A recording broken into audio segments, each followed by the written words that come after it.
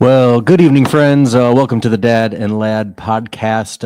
About 24 hours later than what we planned, our internet service provider's been down for darn near 48 hours now. So we haven't been getting much work done. Certainly haven't been live on Facebook or YouTube. Speaking of, if you're joining us on Facebook, give us a share, give us a like. If you are on YouTube, give us a thumbs up or hit that notification bell so you know when the Dad and Lad podcast is going live. Well, we're live right now, finally. And as we are live, Micah, how you feeling? Pretty good. You were under the weather last night. Yeah, and this morning. Probably worked out best that we were not live yesterday because Snots McGee over here would have sounded interesting on the microphone. Oh, there it is. We don't want that. Oh, anyway. So yeah, we are here this week to preview the upcoming Miami game, Sunday night, 7:30, Hard Rock Stadium. 80% chance of rain on Sunday night. Thunderstorms. Boy, that could make for a late night. But hey, it's Labor Day the next day. I don't have to go to work, don't have to go to school. What a day it's going to be. Yeah. What a game it's going to be. So we thought we'd take a look. We won't do this every week, but Marcus Freeman in his press conference Tuesday released the depth chart for this week's game, and there were some interesting tidbits on there.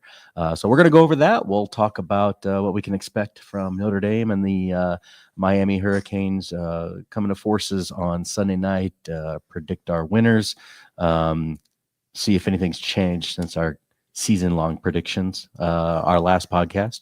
If you are with us and have any questions, feel free, or comments, throw them in the comments and we'll respond to those as they appear. You ready for this, Micah? Yep.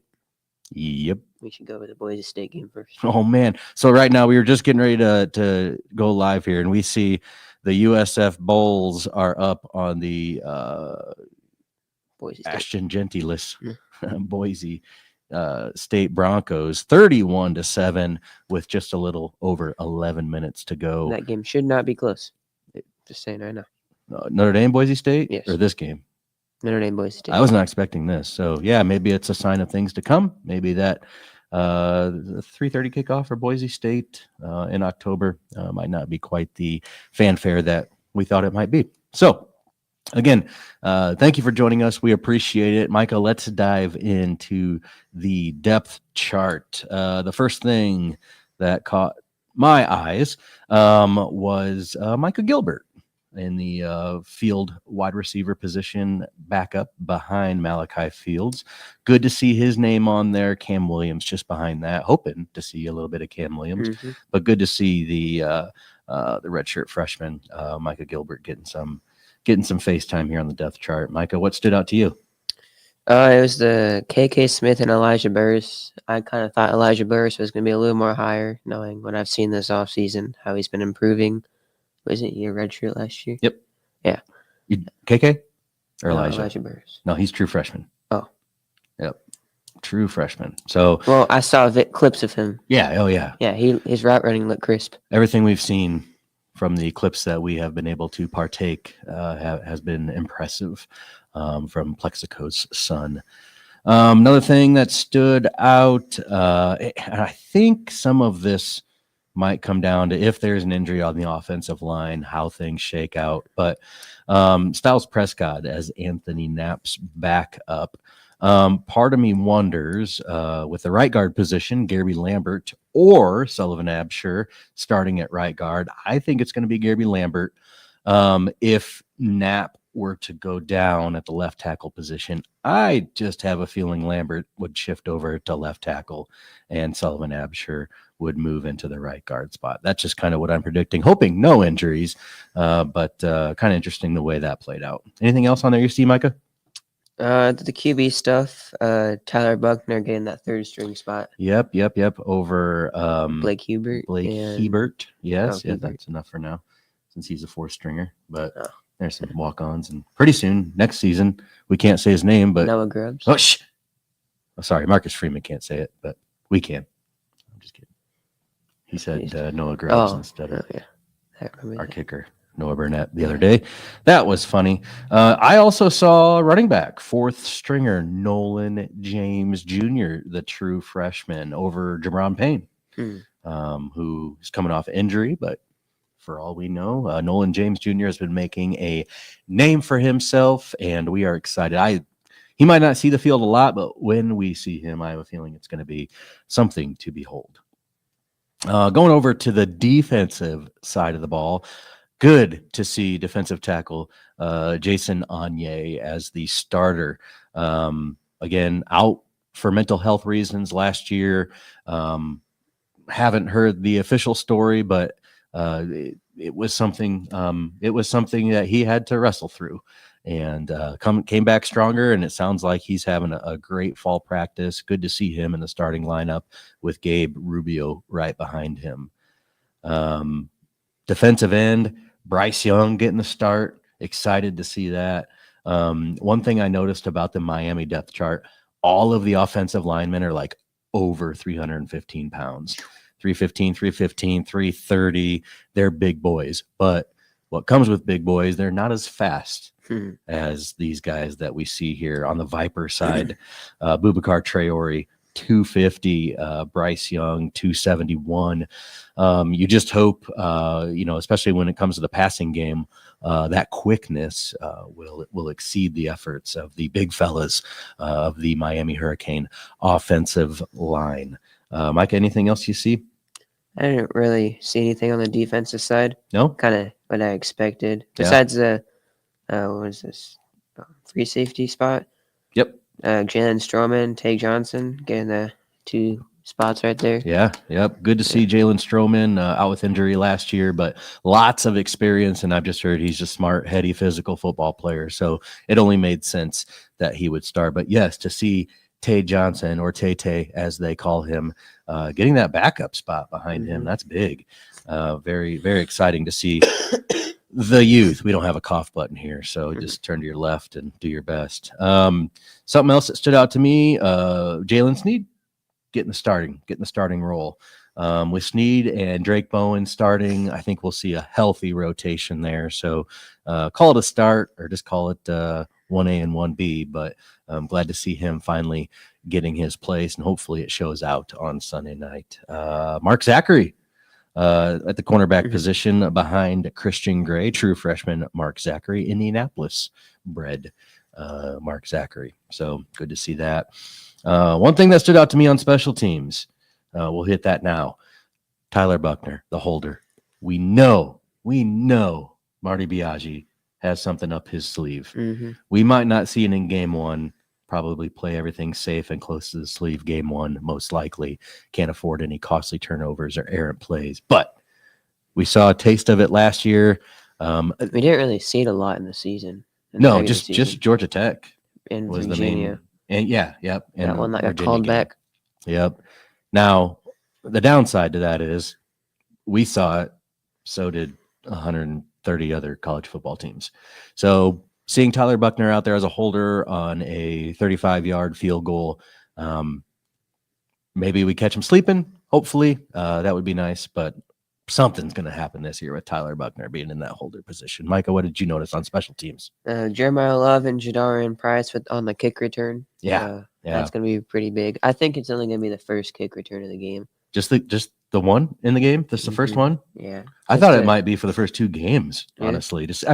Once we see how it plays out, if it's a tight game, we want to have game breakers back there who can open it up. I just don't know if you want to risk injury. You don't, which is, I don't know, teams of the past maybe didn't do that, but we're playing for championships now. We're not playing to do well. We are playing for championships. So, in my opinion, we'll see them in games 1 and 2 as kickoff returners. Again, the pace of the game might dictate how that shakes out, but if we get up 30 points, or for that matter 3 scores, maybe get some of the youth back there, or maybe maybe you'll see Nolan James or Aeneas Williams back there. But it's good to see us using some of our top athletes to set a pace. We saw in the Georgia game how big of a difference that made with coming out of halftime with the kickoff touchdown there by, oh my gosh, Not Mitchell. Who was it? Help me out. Jaden Harrison. Jaden Harrison. Thank you. My mind is going at my ripe old age of whatever I am. So, yeah, so a lot of interesting things. Again, what we're seeing more this year than ever before is talent, talent, and talent. Micah, when you were a young buck, we would have 2 to 5 studs, and beyond that, if somebody had to sub in, we'll see how it goes. Now, if somebody has to sub in, not a big deal. I'm not too worried about anything on this list. Maybe tight end, just because we're a little thin there with some of the injuries this summer and not knowing what Ty Washington's going to bring to the table since he hasn't played much in the last 12 months. But other than that, if our friend CJ Carr goes down, God, I hope it doesn't happen. But if it does, I'm pumped. I'm ready for Kenny Minchie too. So not concerned. All right. Well, that's our look at the depth chart that Marcus Freeman released on Tuesday. Again, we probably won't go over that every week unless there's some major change. And if there's a major change, that's probably not good news because something's not going right and we have to make a major change. But hopefully everything goes smooth Sunday night against Miami. So that being said, let's talk about this Miami game. Just to refresh, 7:30 kickoff Sunday night. It's going to be hot. All eyes are going to be on ABC for this game. It's going to be the only college football game on at the time, only football game period since the NFL hasn't started yet. There's 2 games before that. During the day. Yeah. Yep. And wonderful slate of games on Saturday, but and then obviously tonight's excitement. Which, by the way, let's just take a look at that Boise State score. Yep, 31-7. Still, man, quite the surprise. So again, 80% chance of rain and thunderstorms. We know with thunderstorms comes delays. Last time we had a delay that I recall was against NC State on the road. We weren't looking so hot. How about Stanford? Home weather delay. I did forget about that one. That was kind of fun. That one wasn't going to matter, though. We were going to smoke them either way. Yeah. It was fun, though. Yeah. Good times. Did I take a nap? I kind of wanted to take a nap if I remember. Get juiced up. I didn't. Darn. Okay.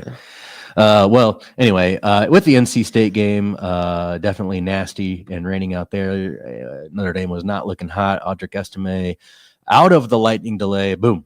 Touchdown. 60 yards. It was awesome. So if we see that, I just see a team rallying together. Again, first start for CJ Carr. So for the first quarter, I would expect Mike Denbrock to do a lot of running the football. We're going to see a lot of Jeremiah Love and Jadarian Price, wouldn't you say? Yeah, I was watching Greg McElroy today. Yeah. And he said they're going to, Miami's planning like a box linebacker thing to stop the run. Yeah. And like force CJ Carr to throw the ball.